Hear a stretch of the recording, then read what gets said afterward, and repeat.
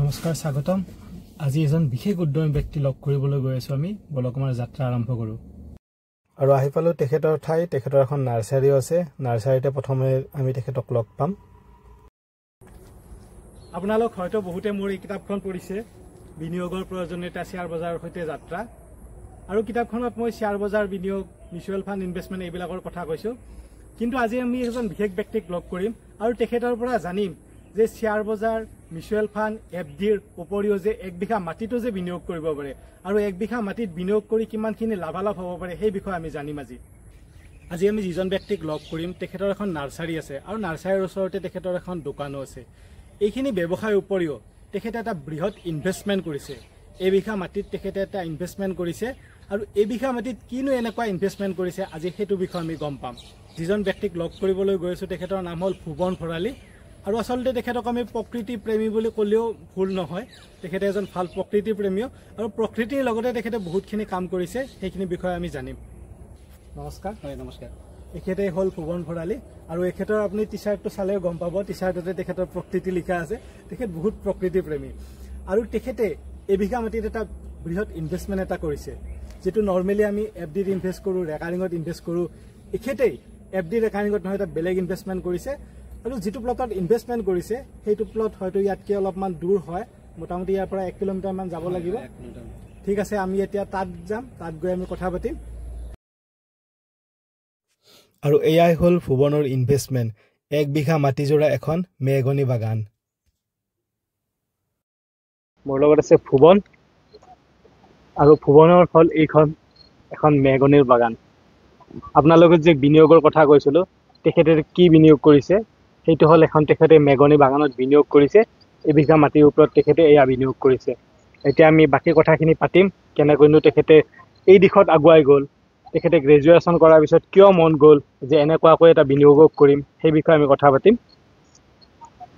Graduation কৰিছিল 2013 ত হয় 2013 ত হয় গ্ৰেজুৱেচনৰ পিছত নৰ্মেলি আমি চাকৰিৰ কথা ভাবো হয় তো আপুনি গ্ৰেজুৱেচনৰ পিছতে এইখন বাৰীখন আপুনি আৰম্ভ কৰিলে আৰু ইয়াতে গছবিলাক আপুনি ৰুলে কিয় আহিলে মনত এইটো কথা আৰু চাকৰিৰ কথা ভাবা নাছিলে নেকি হয় মই আসলে চাকৰিৰ কথা তেনেকৈ ভাবা নহল আৰু মই আগৰ পৰাই এটা ব্যৱসায় লাইনত আছিলো তো ব্যৱসায় লাইনত তেনেকৈ ঘৰৰ পৰা সকলো মানুহ চিন্তিত আৰু যে ব্যৱসায় কৰি কি কৰিম কি কৰিম তো তেনেতে বহুত চিন্তা চৰ্চা কৰি দেউতাৰ অলপ মাটিও আছিল তো আৰু গছ গছনিৰ প্ৰকৃতিৰ লগত টাইম কটাইতো মই বহুত ভালেই পাওঁ তো তেনে ইখোজা যিটো মাটি এবিঘা এই মাটিখনে বহুত বছৰ ধৰি পৰি থকা দেখিছোঁ কোনো একো ব্যৱহাৰ হোৱা দেখা নাই তো তেতিয়া ভাবিলোঁ যে আমি ইয়াতে গছ ৰুব পাৰি তো এনেকৈ গছ ৰোৱাৰ কাৰণে অলপ প্লেন কৰিলোঁ অলপ ইয়াত লেবাৰ লগাই বা মই নিজে কাটি কেনে এনেকৈ কৰি কিছু গছ ৰুলোঁ গামেৰি চেগুন এইবিলাক কিন্তু যে তেতিয়া ইমান অভিজ্ঞতা নাছিল যে গামেৰি চেগুন এইবিলাক পানীত মৰি যায় তো ইয়াতে অলপ বানপানী হয় নদীটোৰ ওচৰতে তো বানপানী হোৱাৰ কাৰণে গছ গছনিবিলাক মৰি গ'ল এবছৰমান থাকোঁতে পিছত তো তেতিয়া চিন্তা কৰিলোঁ যে পানীত হোৱা গছ কি আছে তো আমি পালোঁ যে মেগনি তো মেগনিটো যেতিয়া পানীত হয় বুলি ক'লে তো তেতিয়া মই মেগনি লগাই দিলোঁ ইয়াতে মোটামুটি 300+ লগাইছিলোঁ তো 270ডালমান আছে এতিয়াও যায় তো এতিয়া আজি গছবিলাক 9 বছৰ হ'ল তো 3 বছৰমান মই ইয়াত সময় দিছোঁ বা 3-4 বছৰমান তাৰপিছত কিন্তু এতিয়া আৰু সময় দিয়া নাই এতিয়া এই ঠাইখিনি সম্পূৰ্ণ মেগনি গছৰে ভৰপূৰ হৈ গৈছে লগতে এটা তেনেকুৱা চিন্তা কৰিয়ে গছবিলাক ৰুইছিলোঁ মই যে যেন ভৱিষ্যতে এটা LIC টাইপো হয় বা সেই আৰু কাৰণ কিয় আমাৰতো কোনো বিশেষ চিকিউৰিটি নাই তো সেইকাৰণে বোলো চিকিউৰিটি টাইপতো এনেকৈ এই ঠাইখিনি বনাইছিলোঁ হয় প্ৰথমতে এই মেগনি গছখিনি আপুনি ৰুইছিলে 2016 চনত হয় 2016 চনত ৰুইছিলে আৰু আপুনি যে ক'লে যে প্ৰথম 3 বছৰমান কাম কৰিব লগা হৈছিলে মানে কি হয় প্ৰথম 3 বছৰ গছবিলাক যেতিয়া সৰু থাকে তেতিয়া কিবা ইয়াৰ যত্নটো কেনেকুৱা হয় হয় প্ৰথম 3 বছৰ গা গছবিলাকৰ যত্ন ল'ব লাগিব মানে সিহঁতে সম্পূৰ্ণ সেই সৰু পুলি অৱস্থাত থাকে তো এই পুলি অৱস্থাত থকা টাইমত সম্পূৰ্ণ বন পাতবিলাক এই চাফা কৰি ৰাখিব লাগিব লগতে ইয়াতে যিহেতু বানপানী হয় বুলি ক'লোঁ বানপানীয়েও বহুত অসুবিধা কৰিছে গছবিলাক মানে ঠেলি কেনে বাগৰি দিছে বা তাত আমি অলপ সময় দিব লগা হৈছে পাতবোৰ ধুই কেনে মানে এডাল গছ বচাব লগা হৈছে তো তেনেকৈ 2-3 বছৰমান সময় দিয়াৰ পিছত হাইট হৈ গৈছে মোতকৈ ওখ হৈ গ'ল তাৰপিছত তেনেকৈ কোনো আৰু অসুবিধা পোৱা নাই মোতকৈ যেতিয়া 7 ফুটমান হৈ গৈছে তাৰপিছত আৰু কেনে অসুবিধা হোৱা নাই অলপ পোক চোকৰ অলপ পাতত উপদ্ৰৱ হয় তো সেইবিলাক কিছুমান সেই পোকৰ দৰৱ মাৰিলেও ঠিক হয় আপুনি যে ক'লে যে গছৰ পাতবিলাক ধুব লগা হৈছিলে বানপানী যোৱাৰ পিছত সেইখিনি কেনেকুৱা কাম আছিলে সেইখিনি মোৰ কাৰণে ইণ্টাৰেষ্টিঙে কাম, কাৰণ মোৰ কাৰণেতো গছ প্ৰকৃতি মই আৰু বেলেগ আৰু মানে মোৰ কাৰণে সন্তানৰ দৰে। তো মোৰ কাৰণে কি যে গছবিলাক বচাব লাগে, তো পাতবিলাকত সম্পূৰ্ণ বোকা লাগি গছবিলাক সম্পূৰ্ণ পৰি গৈছিল, এই বোকাৰ ৱেইটটো ৰাখিব নোৱাৰিছিল। তো মই ইয়াত ছাইডত যিবিলাক নালা আছে, নালাৰ পৰা পানীবিলাক আনি কেনে মই সম্পূৰ্ণ এডাল গছ ধুই কেনে মই সিহঁতক বচাইছিলোঁ আৰু এই মেগনি গছ 2016 ৰুইছিলে, এতিয়া আমি দেখিছোঁ এইবিলাকতো প্ৰায় বহুতখিনি ডাঙৰেই হৈ গ'ল। আপোনালোকে এই গছবিলাক পূৰ্ণাংগ অৱস্থা পাবলৈ কিমান বছৰ লাগে সম্পূৰ্ণ? হয়, এতিয়াতো আমি জানা শুনা মতে যিখিনি শুনিছোঁ বা দেখিছোঁ, তো 18 পৰা 20 বছৰ লাগে আৰু পূৰ্ণাংগ সময় পোৱাতে। 18 পৰা 20 বছৰ। আৰু এইবিলাক যিবিলাক পুলিবিলাক ৰুইছিলে, এইবিলাক ক'ৰ পৰা আনিছিলে পুলিবিলাক? এইবিলাক নাৰ্চাৰীৰ পৰা লৈছিলোঁ। নাৰ্চাৰীৰ পৰা লৈছিলে পুলিবিলাক। আৰু এই পুলিবিলাক যেতিয়া 18-20 বছৰ পিছত ডাঙৰ হ'ব, এতিয়া ফুল মেচিয়ৰ্ড গছডাল হ'ব, এই গছবিলাক কি কি কামত মূলতঃ বিক্ৰী হয়? এনেই এইটো গছ মেইন হ'ল কি, এইটো পানীত বেয়া নহয় গছটো, আৰু লাইট ৱেইট খুব, আৰু ইয়াৰ এটা নিজা সুন্দৰ কালাৰ আছে, ৰঙা কালাৰ। তো ব্যৱহাৰ হয় বুলি ক'লে এইটো ধৰক আপুনি জাহাজ, আমি জানা বা শুনাত জাহাজত ব্যৱহাৰ হয়, আৰু এইফালে বন্দুকৰ কুণ্ডাবিলাকত ব্যৱহাৰ হয়, গিটাৰত ব্যৱহাৰ হয়, তেনেকুৱা আৰু বহুত ধুনীয়া দামী ফাৰ্নিচাৰত ব্যৱহাৰ হয়। যিহেতু এই কাঠটো নিজৰ এটা সুকীয়া গুণ আছে, আৰু লাইট ৱেইটো হয়, প্লাছ ইয়াত কোনো পোক পৰুৱাই নধৰে, আৰু পানীটো কোনো বেয়া নহয়।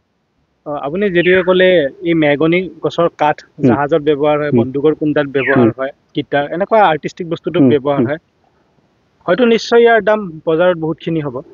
হয়তো এতিয়ালৈকে আমি জানাত হয়তো গছবিলাকতো গুগলত যদি আপুনি চাৰ্চ কৰি চাই, স্কুৱেৰ ফুটৰ ভেলু দেখুৱাই আপোনাৰ 2500 পৰা 3500 টকা স্কুৱেৰ ফুট। হয়, তো সেই হিচাপেতো বহুতে ভেলু হ'ব লাগে। তো আৰু শুনামতেতো এডাল গছৰ 2-3 লাখ টকা ভেলু থাকে। তো তেনেকুৱা এটা কিবা এটা থাকিব আৰু ভাল ভেলু, 1 লাখ টকা হ'লেও ভাল ভেলু এটা থাকিব আৰু। কিন্তু আমি জানাততো স্কুৱেৰ ফুটতে 2500-3500 হ'লেতো এডাল গছৰ ভেলু বহুত হৈ যায়। হয়, আচলতে যদি আমি আজিও গুগলত চাওঁ, যদি 2500 টকা স্কুৱেৰ ফুট দেখাইছে, সেই হিচাপত যদি আপুনি ভাবিও চাই যে এডাল গছৰ দাম যদি 2 লাখ টকা বৰ্তমান বিক্ৰী হয়, আৰু আপোনাৰ গছটোতো এতিয়াও বিক্ৰী কৰিবৰ কাৰণে আৰু 10 বছৰ আছে। হয়, তো 10 বছৰ আছে। 10 বছৰৰ পিছততো আৰু মূল্য ইয়াৰ বৃদ্ধি হৈ গৈ থাকিব। আৰু যিহেতুকে বৃদ্ধি হোৱাৰ আৰু কাৰণ আছে, যিহেতুকে গছ গছনি কমি আহিছে, কাঠটো ক্ৰাইচিছ হৈ যাব, আৰু ইয়াৰ মূল্য বৃদ্ধিয়ে হ'ব, লগতে ইনফ্লেশ্যনো বাঢ়িব, এইবিলাকো হ'ব। মানে আল্টিমেটলি আমি ধৰিব পাৰোঁ যে আপোনাৰ 2016ত আপুনি গছপুলি এটাত কিমান কিনিছিলে? তেতিয়া দাম কম আছিল, 5 টকা, 7 টকা, 8 টকা এনেকুৱা আছিল। ঠিক আছে, আমি 10 টকা ধৰিলোঁ। 2016ত আপুনি এটা গছপুলি ৰুইছিলে 10 টকাত, আৰু সেইটো আপুনি 2034ত সেই গছডাল হোৱাৰ পিছত আপুনি বিক্ৰী কৰিব পাৰিব আজিৰ মূল্য ধৰিলেও 2 লাখ টকা, 10 বছৰ পিছৰ মূল্য আমি ধৰিব পাৰোঁ আৰামছে 4 লাখ টকা। তো 10 টকাৰ পৰা এটা 4 লাখ টকা আপোনাৰ, এইটো এটা বহুত ভালেই ইনভেষ্টমেণ্ট। হয়, বহুত ভালেই ইনভেষ্টমেণ্ট এইটো। আৰু যদি তেনেকুৱা কোনোবাৰ মাটি আছে, তেনেকুৱা ঠাই আছে, আৰু এইটোৰ কাৰণে এনেকুৱা নাই যে বহুত মানে বাম মাটি হ'ব লাগিব, এইটো দ মাটি হ'লেও হৈ যায়, কাৰণ পানীত নমৰে এইটো গছ। তো সেইকাৰণে তেনে যদি কোনোবাৰ মাটি আছে, তো মানুহবিলাক এনেকুৱা কাম কৰিব লাগে, কাৰণ ভৱিষ্যত প্ৰজন্মৰ কাৰণেও এটা ভাল হেৰি, আৰু প্ৰকৃতি সুৰক্ষাৰ স্বাৰ্থতো এটা কাম হয়। হয়, ব্যৱসায়টো বাৰু ব্যৱসায়, আপুনি গছবিলাক যিহেতুকে এটা বিনিয়োগৰ উদ্দেশ্যত ৰুইছে, সেইটো আপুনি ব্যৱসায়। লগতে আপুনি যিটো কথা ক'লে যে প্ৰকৃতিৰ স্বাৰ্থত, এই যে বাৰীখন আছে আপোনাৰ, এই বাৰীখনেতো হয়তো ওচৰ পাজৰৰ মানুহৰ কাৰণে বহুতখিনি অক্সিজেনো প্ৰভাইড কৰে। বহুতখিনি আমি যদি প্ৰকৃতিৰ হিচাপতো চাব যাওঁ, প্ৰকৃতিৰ হিচাপত চাব গ'লেও এনে কাম কৰা মানে বহুতেই ভাল। হয়, বহুত ভাল কাম। আৰু আপোনাৰ আজি এইটো পৰিৱেশত যিটো গছ গছনি ইয়াত আহিয়ে আপোনাৰ কেনেকুৱা এটা বাতাবৰণ পাইছে, তো বাহিৰৰ যিটো জলবায়ু, য'ত আপোনাৰ 40+ আমি চেলচিয়াছত চলোঁ, তো এতিয়া চাব ইয়াতে 10 ডিগ্ৰী কম থাকিব। তো ইমান ধুনীয়া এটা বাতাবৰণ, তো এইটো ক্ৰিয়েট কৰা এটা, আৰু মোৰ এইটো এটা হবিয়ে, যেনেকুৱা গছ গছনি এনেকুৱা হেৰি কৰা, তো তেনেকৈ কৰি আছোঁ আৰু। হয়, আচলতে কথাটো হয়, আজি দিনটো বহুত গৰমো আছিল, মই ঘৰৰ পৰা যেতিয়া ওলাইছোঁ বহুত গৰমো পাইছিলোঁ। ইয়াত যেতিয়া আহি সোমালোঁ যে ক'ৰবাত যেন এচিতে সোমাই গ'লো। হয়, তেনেকুৱাই লাগে ঠাইখিনি, শীতল পৰিৱেশ। আৰু লগতে আপোনাৰ হয়তো এইটো আপুনি বাৰে বাৰে উল্লেখ কৰি আছে যে আপোনাৰ এইটো হবিয়ে, আপুনি এইবিলাক কৰিয়ে ভাল পায়, প্ৰকৃতিৰ লগত কাম কৰিয়ে ভাল পায়। তো লগতে আপুনি মানে প্ৰকৃতিৰ লগত কাম কৰি আছে, আপোনাৰ মানে হবিটোৱে মানে আপুনি এটা পেচা কৰিও লৈছে। হয়, তেনেকৈয়ে আৰু সেনেকৈ এখন সৰু নাৰ্চাৰীও আৰম্ভ কৰিলোঁ সৰুকৈ, কাৰণ কিহৰ কাৰণে মোক নিজকে বহুত পুলি লাগি থাকে, নিজে ফলৰ বাগান হিচাপতো বনাই আছোঁ, যেন নিজে কৰি নিজে সকলোখিনি খাব পাৰোঁ আৰু নিজৰ ফল মূল। তো ইমান মানে বাহিৰত দূষিত খাদ্যবোৰ খোৱাতকৈ নিজে যেন ঘৰত এইবিলাক খাব পাৰোঁ। আৰু মানুহখিনিক মোৰ এইটোৱে এটা আহ্বান যে অন্ততঃ দুজোপা এজোপা হ'লেও ঘৰত অলপ সৰু ঠাই লগাও, বা আজিকালি টাবতো ৰুই খাব পাৰি, তো তেনেকৈ হ'লেও দুজোপা এজোপা হ'লেও ফল মূল লগাব লাগে। কাৰণ এতিয়া বাহিৰৰ খাদ্যবিলাকতো জানে যে কিমান মানে দূষিত খাদ্য। তো ঘৰত দুজোপা এজোপা লগাই ফল মূল ঘৰতে খাওঁ। তো তেনেকুৱা চিন্তাতে চলি আছোঁ, ময়ো কৰি আছোঁ, লগতে আৰু দুটা উৎসাহ প্ৰেৰণাও কৰি আছোঁ। হয়, যিহেতুকে আপোনাৰ নাৰ্চাৰীখন আছে, আমিতো নাৰ্চাৰীত গৈছিলোঁ, নাৰ্চাৰীত চালোঁ, নাৰ্চাৰীত আপুনি হয়তো ফুল বিক্ৰী কৰে, ফুলটো হয়তো কমকে বিক্ৰী কৰে, অন্যান্য গছ পুলি যেনেকুৱাকৈ মেগনি হওক বা এনেকুৱা গছ পুলি, লগতে আপুনি ফল মূলৰ গছ পুলি বেছিকৈ বিক্ৰী কৰে। এই আজি যদি কোনোবা এজন ব্যক্তিয়ে ভাবে তেখেতে এনেকুৱা এখন বাৰী দিব, 1 বিঘা মাটিত তেখেতে এখন বাৰী দিব, এনেকুৱাকৈ গছ ৰুব, ধৰি ললো আমি এক্সাম্পল মেগনি এইটো ধৰি ললো, তেখেতৰ কিমান মান খৰচা আহিব পাৰে? তো তেতিয়া তাত খৰচ হিচাপে আহিলে এডাল গছৰ ধৰক কিনিব লাগিলে 25 বা 30 টকা, আৰু এইফালে মেইনটেনেঞ্চ হিচাপত তো ধৰক আপোনাৰ 100 মান টকা পৰিব এডাল গছত। 100 মান টকা। আৰু ডাঙৰ হ'লেকে অলপ পৰিব, ৰোৱা কথাখিনি কৈছোঁ, যিখিনি মানে ৰুই হেৰি কৰোঁতে লেবাৰ কষ্টিঙে তো 100 মান টকাত হৈ যাব এডাল গছ। 100 মান টকাত হৈ যাব এডাল গছ। আৰু যেতিয়ালৈকে গছখিনি মোটামুটি 6 ফুট 7 ফুট উচ্চতা নাপায় তেতিয়ালৈকে সেই গছখিনিৰ পৰিচৰ্যাও কৰিব লাগিব। পৰিচৰ্যা কৰিব লাগিব। সেইটোৰ আনুমানিক 1 বছৰত কিমান মান খৰচ হ'ব পৰিচৰ্যাৰ নামত? পৰিচৰ্যাৰ নামতো বহুত বেছি নহয়, আৰু সিহঁতৰ অলপ বোনপাতবিলাক নিৰাময় কৰি থাকিব লাগিব। তো সেইটো এটা অনুমানিক ইমান বেছিও নপৰে, আৰু নিজে লাগিব পাৰিলেতো কথাই নাই। তো নিজে হয়তো মানুহৰ টাইম নাথাকে, নিজে নালাগে, কোনোবা হয়তো এইখিনি কাম কৰিব। আপোনাৰ বহুত বেছি গ'লেও আপোনাৰ 500 টকাত এডাল গছ হৈ যাব। 500 টকাত এডাল গছ হৈ যাব, বহুত বেছি গ'লেও। 500 × 200 এইখিনি আপোনাৰ খৰচা হ'ব। আৰু লগতে এই গছখিনি 20 বছৰ পিছত বিক্ৰী কৰিব পাৰিব।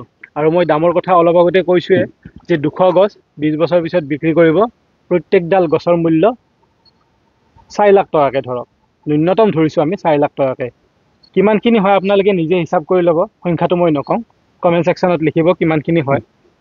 আৰু বাকী আপোনাৰ এইটো কথা কওক যে আপুনি লগতে নাৰ্চাৰীখনো চলাই আছে, আপোনাৰ তাত যদি কোনোবাই যায় আপুনি এইখিনি কাম কৰি দিয়ে নে নাই? হয়, আমি নিশ্চয় এইটো আমি কৰি দিম। যদি কোনোবাৰ সময় নাথাকে তো আমি এইটো লগাইও দিম, যদি আমাৰ তেনেকৈ দেখাই দিয়ে যে ক'ত কি কেনেকৈ কৰিব লাগে, আমি সম্পূৰ্ণ কামখিনি আমি কৰাই দিম, সম্পূৰ্ণ বাগানখিনি আমি উঠাই দিব পাৰিম। মানে আপোনালোকৰ নাৰ্চাৰী এইটো ছাৰ্ভিচো প্ৰভাইড কৰে যে কোনোবাই যদি মাটি এডৰা আছে, মাটি এবিঘা আছে, এবিঘা যদি আপোনালোকক দেখাই দিয়ে, আপোনালোকে তাতে কেনেকৈ কি কৰিব লাগে আমি প্লেণ্টেশ্যন কৰি দিম, কাৰণ বহুতো সময় নাথাকে। তো এইটো সুবিধা আমি তেনেকৈ চিন্তা কৰা গৈছে যে আমি আমাৰ ফালৰ পৰা এইখিনি সুবিধা দি দিম। এইটোতো বহুত ভাল সুবিধা।